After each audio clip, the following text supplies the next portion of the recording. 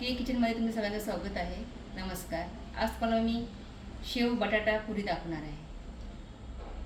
त्यासाठी लागणारं साहित्य आहे, मीठ आहे, बारीक पिवळी शेव आहे, टॅमॅटो केचप आहे, हिरवी चटणी, त्याच्यामध्ये मी कोथिंबीर, हिरवी मिरची आणि पुदिना घेते जरासा.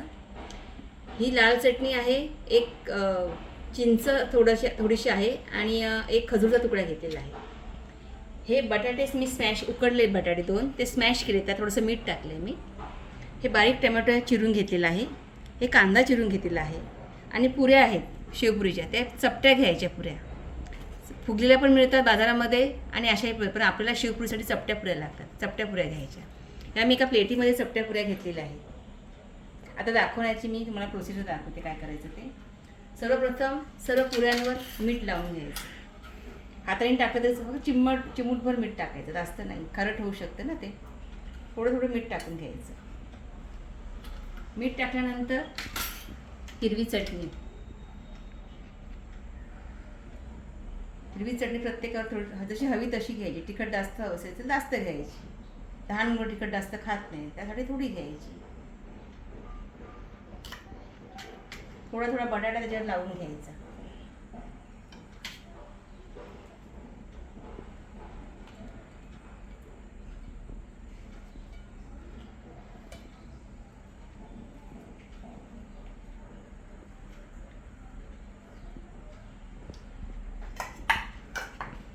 त्यानंतर थोडंसं चिंचेचं चटणी टाकायची.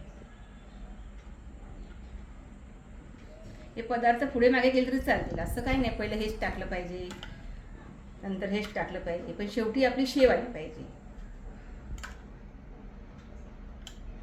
चिंच आहे ना, चिंचेचं. त्यानंतर मी थोडंसं टोमॅटो टाकते त्याच्यावर.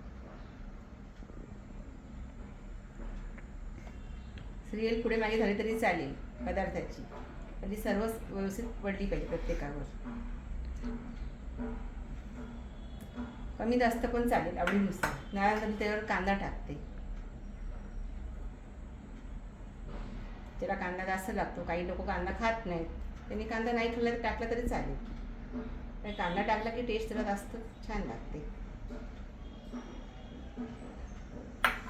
आता त्यावर मी केचप टाकते. हा टॅमॅटो किचनचा आहे, टॅमॅटो केचप थोडं थोडं टाकायचं. नाही हे हे ऑप्शन आहे, पाहिजे तरी टाकायचं, नाही टाकलं तरी चालेल. फक्त शेव टाकलं तरी होतं. प्रत्येकावर 1 चम्मच, जास्त नका टाकू, आंबट जास्त होईल मग ते, कारण आधीच आपण चिंच टाकलेली असते ना, त्यामुळे थोडं थोडंच टाका. जास्त आंबट लागलं तर मग ते बरं नाही वाटत, टेस्टला चव बिघडते त्याची. सगळ्यात शेवटी आपण शेव टाकायची. बारीक शेवनेच जास्त टेस्ट येते. जास्त शेव टाकली तरी चालेल, कमी शेव टाकली तरी चालेल, जशी तुम्हाला लागेल तशी टाकायची. तुम्ही फक्त शेवपुरी पण खाऊ शकता. ही शेवटी देतो शेवपुरीवाला तुम्हाला, शेव बरोबर पुरी बरोबर शेव, तशीही खाऊ शकता. फक्त शेव आणि पुरीसुद्धा छान लागते. ही बघा, पूर्ण आपली शेवपुरी तयार आहे.